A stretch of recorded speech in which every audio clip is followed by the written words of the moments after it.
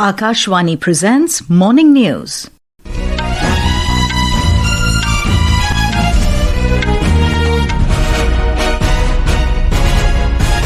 Good morning, I'm Sarabjit Kaur. The headlines.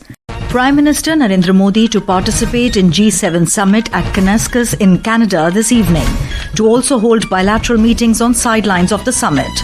Government to open 2,000 driving training schools in various parts of the country, especially in backward and tribal areas.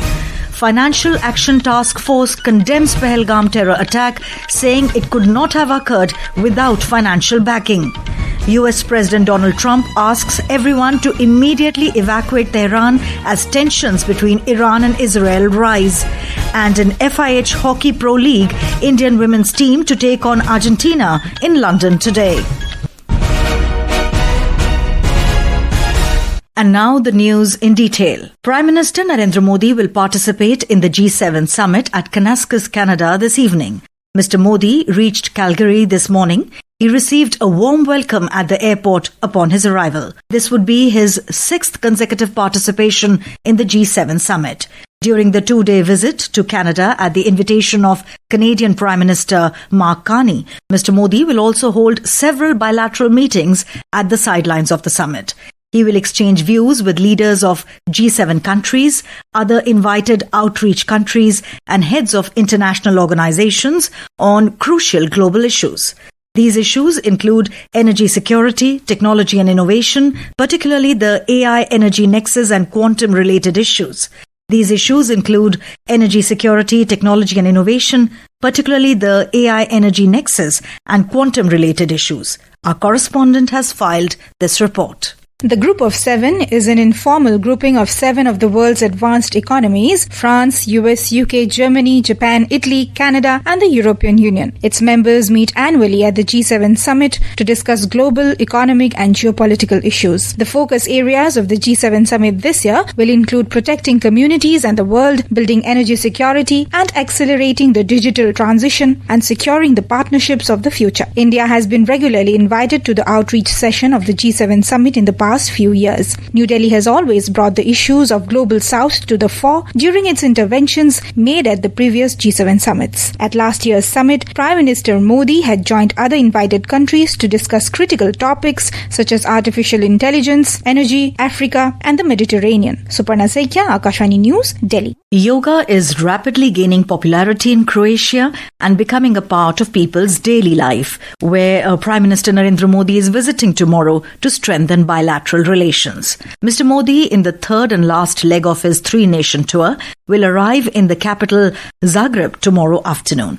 More details from our correspondent. As the sun rises over the Adriatic coast, the beaches of Croatia come alive, not just with tourists, but with yoga mats and chanting voices. Yoga practitioners in Zagreb are excited both for International Yoga Day and the visit of the Prime Minister Narendra Modi. Yoga has found deep roots in Croatia. One of the yoga instructors in Zagreb, Swami Vivekpuri, said that more people are accepting yoga year by year after the introduction of International Yoga Day. We start that people didn't know so much about yoga, maybe laughing, but slowly with our practicing, with our yoga class, 1,000 people of Croatia practicing yoga, especially now after International Yoga Day. To celebrate the International Day of Yoga, the Embassy of India in Croatia is organizing a series of events throughout the country. From Zagreb, Croatia, Sanju Singh for Akashvani News.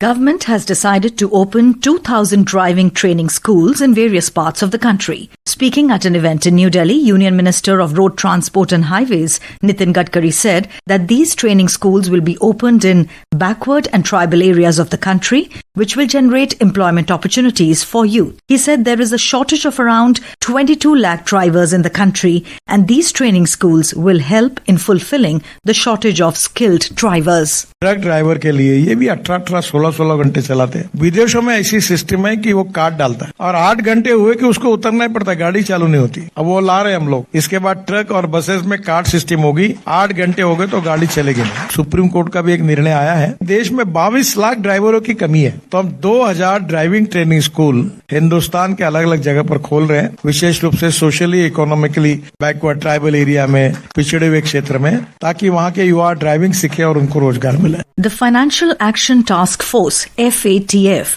has condemned the Pahalgam terror attack, saying the attack could not have occurred without financial backing. The global watchdog said in a statement that the Pahalgam attack and other recent attacks could not have happened without money and means to move funds between terrorist supporters. The FATF reaffirmed its support to over 200 jurisdictions within its global network to build and enhance their counter-financing of terrorism measures. It will soon release a comprehensive analysis of terrorist financing, compiling cases provided by the global network. This is Akashvani giving you the news. For quick news updates round the clock, follow us on our X handle at AIR News Alerts. And for details of stories and more, log on to our website www.newsonair.gov.in and download News on AIR app. Welcome back. You're listening to the morning news. US President Donald Trump has urged everyone to immediately evacuate Tehran amid rising tensions between Iran and Israel. He, however, did not elaborate. Nearly 10 million people live in the Iranian capital.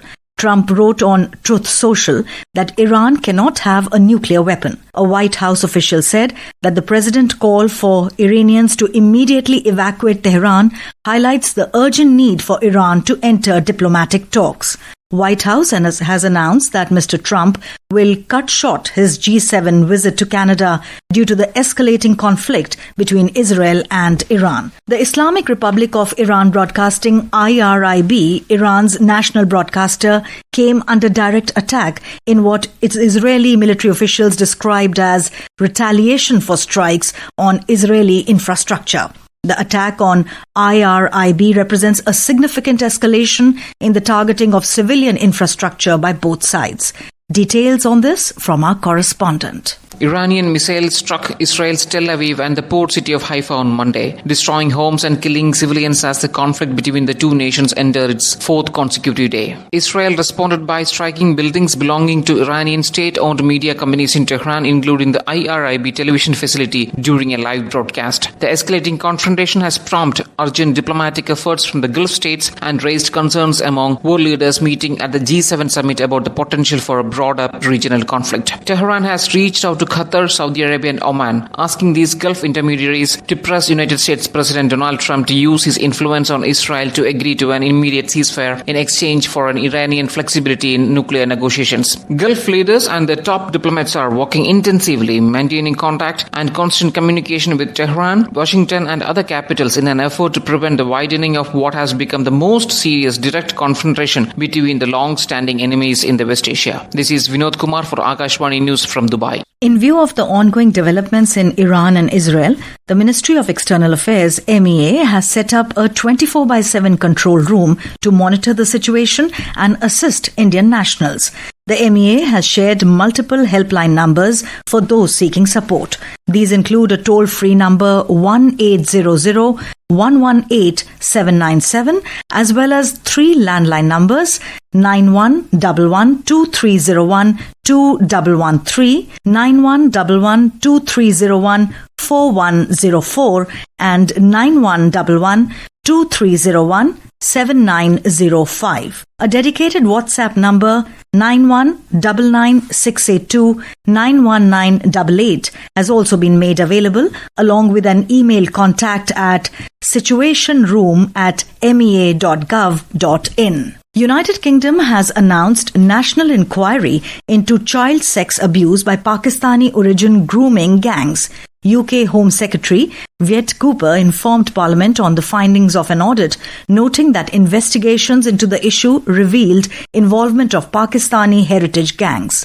We have a report. The audit revealed consistent failures in addressing the role of some Pakistani origin men in grooming and sexually abusing young white girls. The audit found a significant overrepresentation of Pakistani heritage men among suspects. It also criticized institutions for avoiding discussions about ethnicity for fear of being seen as racist or stoking community tensions. UK Home Secretary stressed that such silence has only fueled misunderstanding and allowed harmful narratives to fester. She also promised an unequivocal apology to victims and announced that rape laws would be tightened. UK Prime Minister Keir Starmer had earlier pledged to implement all 12 recommendations made by Baroness Casey, including the National Inquiry. The report called for accurate recording of perpetrators' ethnicity and for authorities to treat all exploited minors as children first and not delinquents or suspects. Ashish Abraham, Akashvani News, Delhi. World Day to combat desertification and drought is being observed today globally.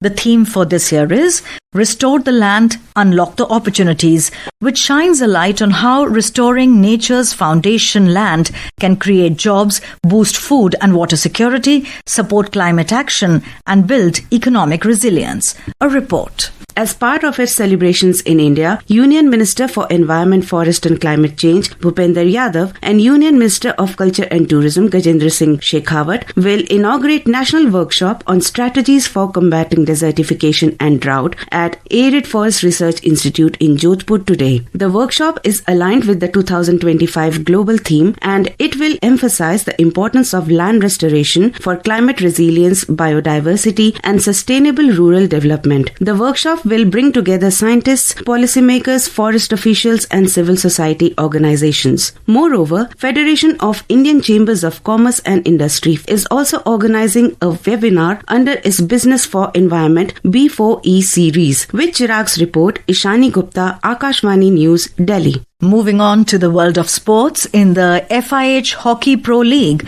the Indian women's team will play against Argentina at the Lee Valley Hockey and Tennis Centre in London today. We have more on this from our sports desk. After a narrow defeat against Australia, the women in blue are set to give their all against world number 2 Argentina in their upcoming matches today and tomorrow. Currently ranked 7th with 9 points, India is expecting a tough battle against Argentina, who are placed second on the FIH Pro League women points table. Furthermore, the first ever Hockey India Masters Cup 2025 women is set to begin in Chennai tomorrow. The 10-day tournament featuring 8 teams will conclude on 27th. Himachal and Maharashtra will face each other in the opening clash tomorrow at 6 am. The inaugural edition of this pioneering tournament marks a new chapter in Indian hockey, offering a dedicated platform for veteran players. Moving ahead, the International Cricket Council yesterday announced the full schedule for the 2025 ICC Women's ODI World Cup, set to be played from 30th of September to 2nd of November in India and Sri Lanka. While India holds official hosting rights, Sri Lanka will serve as the neutral venue for all of Pakistan's matches due to ongoing political tensions between the two nations. The highly anticipated India-Pakistan clash is scheduled for 5th of October at Colombo's R. Premadas Stadium. Chirag Joy, Sports Desk.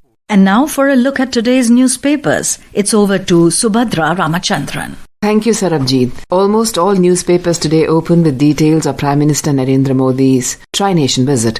The Hindustan Times carries a picture of Cyprus President conferring his country's highest civilian honor on Prime Minister Modi. The Indian Express opened with Modi reaches Canada today for G7 summit. Census process officially kicks off. NPR unlikely to be updated, writes the Times of India.